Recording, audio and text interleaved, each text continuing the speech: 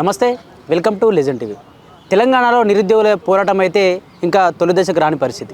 దీనికి సంబంధించి పెద్ద ఎత్తున కూడా చలో గాంధీ భవన్ పిలుపునిచ్చారు. ప్రశాంతంగా అక్కడ పత్రాలు ఇచ్చి మా ఉద్యోగాలు మాకు కావాలని చెప్పేసి చెప్పే ప్రయత్నంలో భాగం చేసే ప్రయత్నంలో ఎంతోమంది కూడా ఇంటి దగ్గర అరెస్ట్ అయిన పరిస్థితి, కొందరు లైబ్రరీలో కూడా పొద్దున్నే అరెస్ట్ చేసిన పరిస్థితి.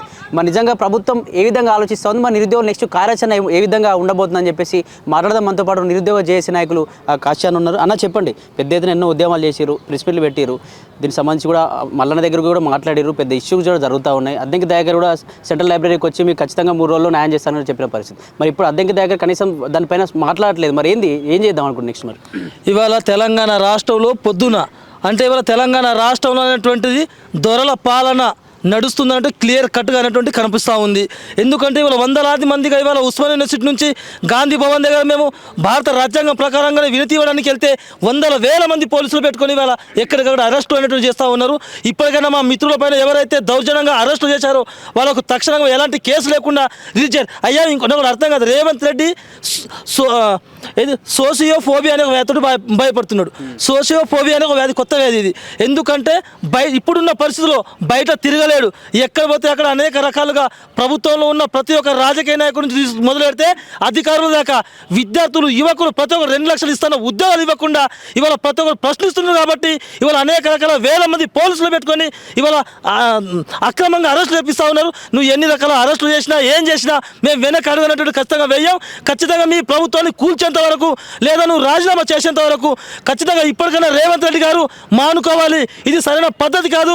మీకు ఇస్తున్న హామీ నెరవేర్చకపోతే మిమ్మల్ని రాజకీయ సమాజ్ చేస్తాం.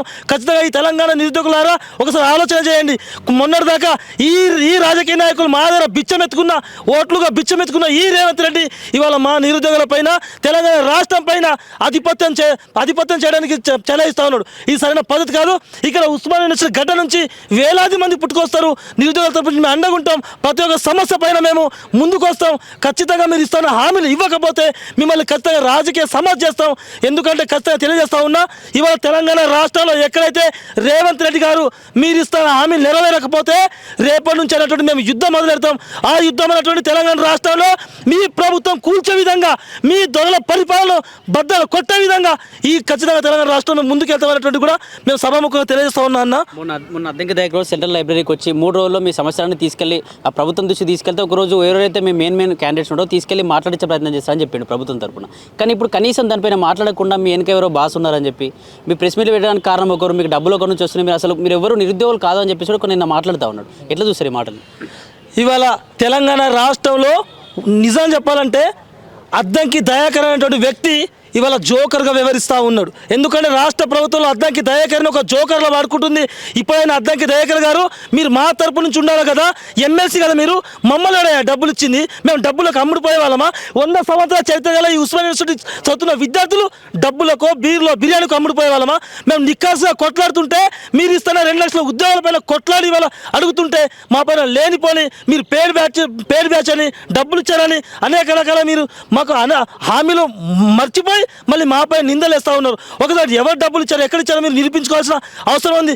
అయ్యా దయాకర్ అన్న, మీరు ఒక్కసారి ఇప్పటికన్నా మీరు వచ్చేవారు వారం క్రితం అన్నటువంటిది సెంట్రల్ లైబ్రరీలోకి వస్తే ఈ ఉస్మానియా యూనివర్సిటీ వందలాది మందికి వచ్చి మిమ్మల్ని స్వాగతం పలికి, అన్న మీరు ఎప్పుడైతే 2 లక్షల ఉద్యోగాలు ఇస్తున్నారో మీరు ఇచ్చిన గడువు ప్రకారమే భారత రాజ్యాంగ ప్రకారం మీకు లోబడి ఉండి ఇవాళ మీకు మేము మద్దతు తెలిపినాం.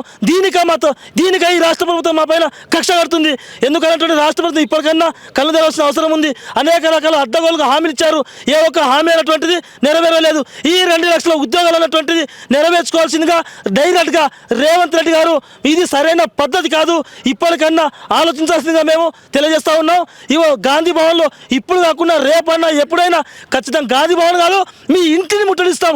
అవసరం అనుకుంటే మంత్రులు, ఎమ్మెల్యేలు, ముఖ్యమంత్రులు ప్రతి ఒక్కరు కూడా మేము ముట్టడించడానికి కార్యాచరణ జరుగుతూ ఉంది. వేలాది మందిగా తరలి వచ్చే విధంగా ఈ హైదరాబాద్లో ప్లాన్ చేస్తూ ఉన్నాం. ఇప్పటికన్నా 2 లక్షల ఉద్యోగాలు ఉద్యోగాలు ఇవ్వకపోతే ఖచ్చితంగా మీకు మేము తగిన గుణపాఠం చెప్తామన్నట్టు కూడా మేము తెలియజేస్తా ఉన్నామన్నా. ముందు ఒకసారి సెక్రటరీ కూడా ముట్టడికి పాల్గొన్నారు, ముందు సరే అది కూడా విఫలమైన పరిస్థితి. ఇప్పుడు గాంధీ భవన్ ఓన్లీ శాంతియుతంగా పోయి మాట్లాడదామని చెప్పి వెళ్ళినా కూడా కనీసం పోలీసులు లోపలికి రానియకుండా అందరినీ అవసరం చేసి ఎక్కడ పడితే అక్కడ యూనివర్సిటీలో అరెస్ట్ చేసి, మరి ప్రభుత్వం ముందుకు వచ్చే ఛాన్స్ ఉందా? కనీసం మీ పైన ఇప్పుడు కూడా మాట్లాడట్లేదు కదా ప్రభుత్వం. మరి కొంచెం ఏమన్నా అనిపిస్తుందా ఖచ్చితంగా ప్రభుత్వం మాతో వచ్చి సంప్రదింపులు జరుపుతుంది, మాకు ఉద్యోగాలు ఇస్తుందని చెప్పేసి ఏమన్నా ఆశ చూస్తున్నాను అనుకోవచ్చు? ఇవాళ రాష్ట్ర ప్రభుత్వం విఫలమైపోయింది. ఎందుకంటే మేము ఇన్ని 2 సంవత్సరాల నుంచి ఈ రోజు వేస్తుంది రేపు వేస్తుందని ప్రభుత్వానికి మేము మద్దతు తెలుపుతున్నాం. మా నిరుద్యోగులు 30 లక్షల మంది నిరుద్యోగులు అంతా కూడా రేపు వేస్తుందేమో ఎల్లుండి వేస్తుందేమో ఎదురు చూపులు. 30 లక్షల మంది కడుపు బాధ, ఆవేదన, ఆకలి పోరాటం అన్ని చంపుకొని ఇవాళ మేము ఉద్యోగాల కోసం వేస్తూ ఉంటే మనకు డ్రామాలు చేసుకుంటా ఉద్యోగాలు వేయకుండా ఈ రాష్ట్ర ప్రభుత్వం అనేటువంటిది అన్ని సమస్యల్లో నిరుద్యోగ సమస్య రోజు రోజుకు పెరిగిపోతూ ఉన్న పరిష్కారం చూపకుండా ఈ రాష్ట్ర ప్రభుత్వం వైఫల్యం కావడానికి, రాష్ట్ర ప్రభుత్వంలో రేవంత్ రెడ్డి ప్రభుత్వం రేపటి స్థానికల్లో ఓడిపోవడానికి కూడా ఈ నిరుద్యోగులే ఖచ్చితంగా ముందుంటారు. ఇప్పటికైనా మేము తెలియజేస్తుంది ఏంటంటే, నిరుద్యోగులారా ఇప్పటికైనా మీరు ఖచ్చితంగా ఉద్యోగాలు లేకపోతే మీరు స్థానిక సంస్థల్లో ఖచ్చితంగా జడ్పీటీసీగా ఎంపీటీసీగా సర్పంచ్గా మీరు పోటీ చేసి ఈ రాష్ట్ర ప్రభుత్వానికి గుణపడడం చెప్పాలి ఖచ్చితంగా. ఆ విధంగా చెప్పే విధంగా ప్రతి ఒక్కరు కూడా చైతన్యవంతం అయ్యే విధంగా ఈ రాష్ట్ర ప్రభుత్వంలో ప్రతి ఒక్కరి ప్రశ్నించే గొంతు నలుమూలల నుంచి పుట్టుకురావాల్సింది కూడా మేము తెలియజేస్తా ఉన్నామన్న. ప్రభుత్వం ఎలా ఉందంటే ఇవాళ తెలంగాణ రాష్ట్రంలో ఒక పాట ద్వారా నేను వివరిస్తా.